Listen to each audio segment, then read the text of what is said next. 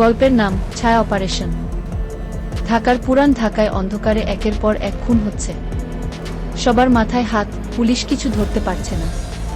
খুনের ধরন এক, কিন্তু খুনি যেন প্রতিবারই হাওয়া হয়ে যায়। একদিন এসআই রাফি এই কেসের দায়িত্ব নেন।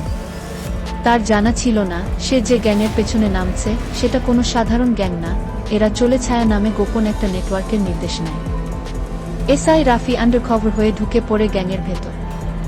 ধীরে ধীরে জানতে পারে পুরো শহর জুড়ে চালান, অস্ত্র এবং সাইবার অপরাধ চালাচ্ছে এক ভয়ঙ্কর মাস্টার মাইন্ড, যার নাম কেউ জানে না, শুধু কোডনেম কালো বিড়াল। রাফির শেষ লড়াই হয় বন্দরের এক গোপন গুদামে। অ্যাকশনে ভরপুর এক রুদ্ধশ্বাস রাত। গুলি, ধাওয়া, হাতাহাতি, সবকিছুর শেষে রাফি মুখোমুখি হয় কালো বিড়ালের। কিন্তু চমক তখনও বাকি।